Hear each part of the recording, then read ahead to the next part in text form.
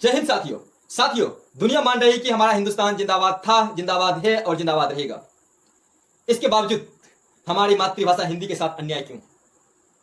आज हमारे देश को आजाद हुए कई वर्ष हो चुके, इसके बावजूद हमारी मातृभाषा को जो मान सम्मान मिलनी चाहिए वो क्यों नहीं मिल पा रहा? इन्हीं सब बातों पर चर्चा करने के लिए मैं हूं आपका दोस्त बी आई के विभूति। मेरे दोस्त, आज के एपिसोड में मैं बात करूंगा कि हिंदी की उत्पत्ति, उद्भव और विकास कैसे हुआ। तो आज हम बात करेंगे कैसे ब्रिटेन, फ्रांस, जर्मनी, अमेरिका जैसे देश भी हिंदी के बहुत सारे शब्दों को अपनाए हुए, क्योंकि हमारी हिंदी है ही आकर्षण योग्य। इसके बावजूद हम भारतीय अपनी सभ्यता, संस्कृति, अपनी मातृभाषा को तवज्जो न देकर अंग्रेजी को अपनाने पर तुले हुए हैं। तो आज हम बात करेंगे हमारे संविधान हिंदी को लेकर क्या कहता है। तो आज हम बात करेंगे कि हमारे इतिहासकारों ने हिंदी के ऊपर क्या कहा। मेरे दोस्त, एक ऐसा धरती जिस धरती पे दुनिया के तमाम लोग अपनी इच्छा प्रकट करते हो कि मैं उस क्षेत्र में जाऊं, उस धरती को देख आऊं। दुनिया के तमाम लोग ये मनोकामना करता हो कि उस धरती पे मेरा भी जन्म हो। और ऐसे में ही जिस धरती पे हम लोगों का जन्म हुआ, जिस देश में हम लोगों का जन्म हुआ, वो है भारत। उसी भारत में जो है एक नदियां बहती है जिसका नाम सिंधु है। इस सिंधु नदी ने भारत के विभिन्न नामों को दर्शाया है। इसी सिंधु नदी के कारण किसी ने आके इस देश को इंडिया कहा, तो किसी ने आके हिंदुस्तान कहा। तो बात करते हैं हम हिंदी के ऊपर। तो कहते हैं कि ईरान के क्षेत्र एक फारस हुआ करता है। फारस जब भारत में आए तो फारसी लोगों को सिंधु का उच्चारण सही से नहीं आता था। वो जो है स्व को ह का उच्चारण करते थे, वो सिंधु को हिंदू पढ़ते थे। और वहीं से जो है हमारे देश भारत का एक नाम हिंदुस्तान पड़ा। और उस हिंदुस्तान के अंदर रहने वाले जितने भी लोग हैं वो हिंदुस्तानी कहलाए। और उस हिंदुस्तानी का जो लैंग्वेज हुआ करता था, उस लैंग्वेज को हिंदी कहते हैं। आपको मैं बता दूं कि उस समय भी जो है हमारा देश डाइवर्सिटी में यूनिटी को दर्शाता था। उस समय भी भारत में हिंदू, मुस्लिम, सिख, ईसाई सभी रहा करते थे। तो उस क्षेत्र की जो भाषा हिंदी हुआ करता था, उस हिंदी में जो है कुछ उर्दू के वर्ड समाहित थे, तो कुछ तेलुगु के, तमिल के, कन्नड़ के, बहुत सारे भाषाओं को जो है ना लिया गया। और एक विशेष जनसमूह ने जिस भाषा को स्वीकार कर लिया, उस भाषा को हिंदी बोला गया। मेरे दोस्त, इस प्रकार से कहा जाए कि उर्दू हिंदी से अलग नहीं है और न ही हिंदी उर्दू से अलग है। दोनों एक दूसरे का पूरक है। अंतर तो सिर्फ यही है कि उर्दू में जो है अधिकांश शब्द अरबी से लिया गया है, फारसी से लिया गया है, तो वही हमारे हिंदी का अधिकांश शब्द संस्कृत से लिया गया। फर्क इतना ही है, जैसे हम लोग जो है सोने के लिए तकिया का यूज करते हैं ना, उस तकिया को उर्दू में तकिया बोला जाता है, तो हम लोग परिधान। जैसे हम लोग कबूतर बोलते हैं ना, कबूतर उर्दू का वर्ड है, लेकिन वही हमारी हिंदी की बात की जाए वो कपोत हुआ करता है। अंतर सिर्फ यही है कि वो लोग किताब बोलते हैं तो हम लोग पुस्तक बोलते हैं। वो लोग ख्वाब देखते हैं तो हम लोग सपना देखते हैं। वो लोग के पास वक्त रहता है तो हम लोगों के पास समय रहता है। इस प्रकार कहा जाए कि जो है ना काफी हद तक मिलता जुलता है। और आज की डेट में हिंदी और उर्दू का इतना वर्ड समाहित है कि उसको अलग कर पाना मुश्किल है। और अगर उसको अलग कर दिया जाए तो हमारी हिंदी जो है जिस रूप में जाना जाए चाहिए उस रूप में नहीं जाना जाएगा। हमारी हिंदी का हृदय ही इतनी उदार है, इतनी ही उदार है कि उस हिंदी में बहुत सारे वर्णों का समाहित है। उर्दू है, तेलुगु है, अवधी है, बहुत सारे विविध भाषाओं का जो है उसमें सम्मिश्रण है। इसलिए हमें अपनी हिंदी पे गर्व होनी चाहिए। हमारी मातृभाषा हिंदी का इतना हृदय उदार होने के बावजूद भी हम हिंदी भाषी जो हिंद के संतान है, उनको इतनी बात क्यों समझ में नहीं आती कि हमारी मातृभाषा खुद में समृद्ध है, हमारी मातृभाषा खुद ही दूसरों को लुभावने वाली है। इसके बावजूद हम दूसरी भाषा को तवज्जो दे रहे हैं। आज हम अंग्रेजी को काफी ज्यादा तवज्जो देने पे तुले हुए हैं। मैं ये नहीं कहता कि आप अंग्रेजी मत सीखिए मेरे दोस्त, अंग्रेजी सीखना बुरी बात नहीं। अंग्रेजी सीखकर अंग्रेजियत बन जाना जो है ना, ये बुरी बात है। अंग्रेजियत कहने का सेंस ये है क्या कि जहां आपको हिंदी से काम चल रहा है वहां आप हिंदी से काम चलाए ना। आप अधिकांश देख रहे होंगे, कई जन कोई प्रोग्राम हो रहा होता है, कोई स्टेज शो हो रहा होता है, उस समय जो है ना कि इंग्लिश में भाषण होती है। जबकि उस इंग्लिश को समझने वाले जो है ना भारतीय देशों में जो है मुश्किल से जो है 10-15% है। इसके बावजूद हम लोग जो है हिंदी में ना बात कर इंग्लिश में बात करते हैं। यही तो अंग्रेजियत है मेरे दोस्त। इंग्लिश बोलकर वो इंसान तो गर्व महसूस करता है, और हम लोग भी जो है ना उसको तवज्जो देते हैं कि वो इंग्लिश में बोल रहा है, इंग्लिश में स्पीच कर रहा है। मेरे भाई, इंग्लिश को जितनी तवज्जो आप दे रहे हो ना, उतनी तवज्जो अगर हमारी हिंदी को दिया जाए ना, तो जिस तरह से जो है ना कि आज विश्व में पहला जो बोली जाने वाली भाषा अंग्रेजी है ना, काश हमारा भी वो भाषा हिंदी हो सकता। मेरे दोस्त, मैं आपको बता दूं कि विश्व की जो सर्वाधिक बोले जाने वाली भाषा है वो अंग्रेजी है, और इनकी संख्या 1132 मिलियन के आसपास है। वही विश्व की दूसरी बोले जाने वाली भाषा चीन की मैदान की कीजिए तो इनकी संख्या 1117 मिलियन के आसपास। तो वही हमारी मातृभाषा हिंदी की कीजिए तो विश्व की तीसरी बोले जाने वाली भाषा है, और इनकी संख्या सिर्फ 615 करोड़ है। मेरे दोस्त, आपको गर्व होगा, हमें भी गर्व है कि हमारी मातृभाषा हिंदी विश्व की तीसरी बोले जाने वाली भाषा है।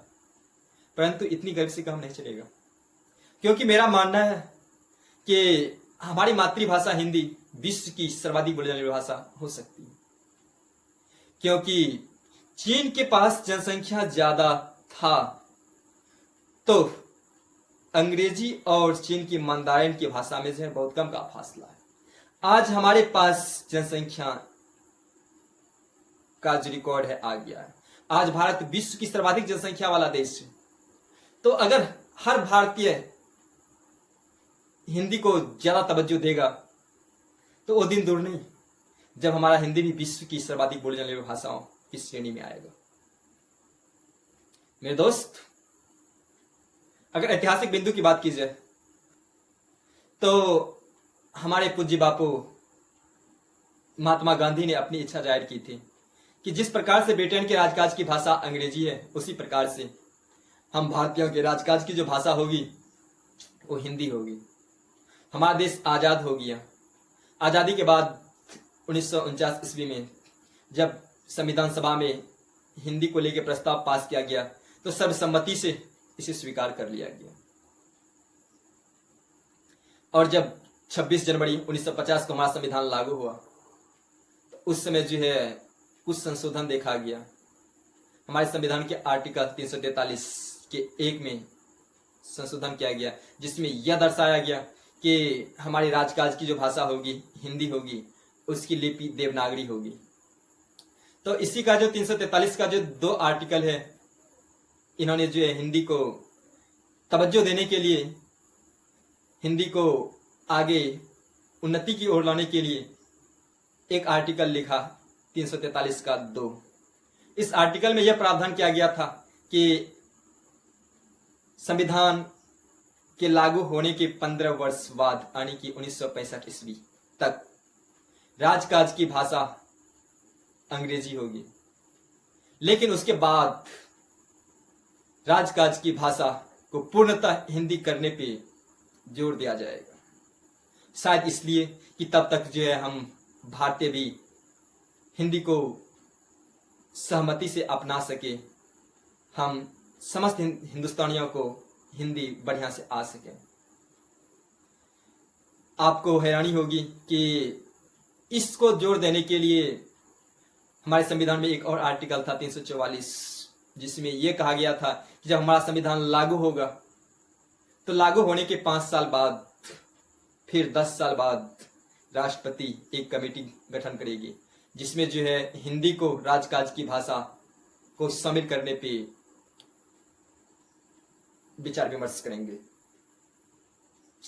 इसके बावजूद भी 65 बीत गया, लेकिन कुछ नेताओं के कारण, कुछ इधर उधर की बातों के कारण हमारा देश की मातृभाषा हिंदी अभी भी उस रूप में नहीं आ पाया।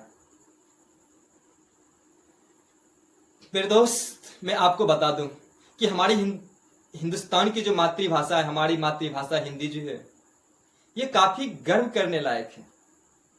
ये बात और है कि हम हिंदुस्तानियां जो इनको उतना तवज्जो नहीं देते। आपको पता होनी चाहिए कि 2018 ईस्वी में जो है ऑक्सफोर्ड डिक्शनरी जो वर्ड ऑफ द ईयर जो घोषित किया था नारी शक्ति को किया था, वो हमारा ही वर्ड था हिंदी का।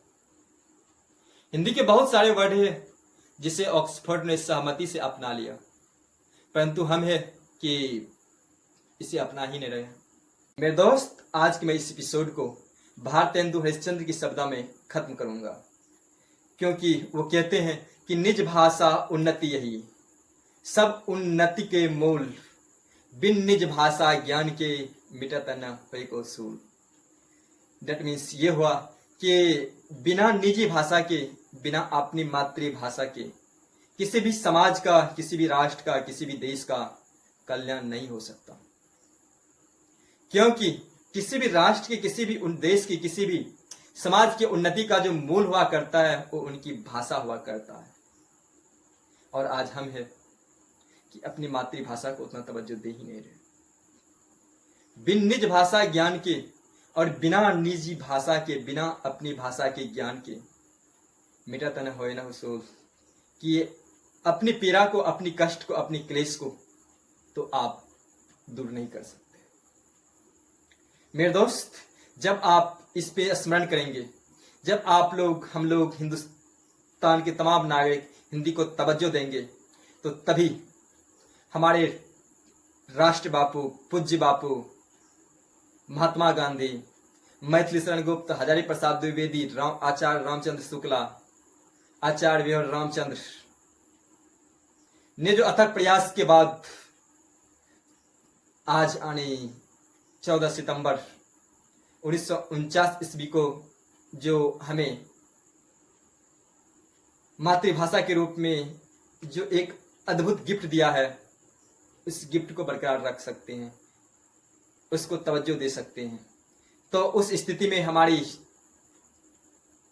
मातृभाषा, हमारी भारत माता भी काफी खुश होंगे, और देश का विकास जो आज देख रहे हैं आप, इसका कुछ और परिणाम होगा। आने वाले दिनों में भारत वैश्विक पटल पे एक अलग कीर्तिमान हासिल करेगा, एक अलग पहचान बनाएगा। और एक बार मैं फिर से बोल रहा हूं कि इसी प्रकार से अगर तवज्जो दिया जाए तो विश्व में सबसे ज्यादा बोली जाने वाली, सर्वाधिक बोली जाने वाली भाषा जो होगी वो हमारी हिंदी की होगी। तो एक बार लास्ट में आप सबसे से रिक्वेस्ट है कि बोले हिंदुस्तान जिंदाबाद, हिंदुस्तान जिंदाबाद, हिंदी जिंदाबाद, हिंदी जिंदाबाद। जय हिंद।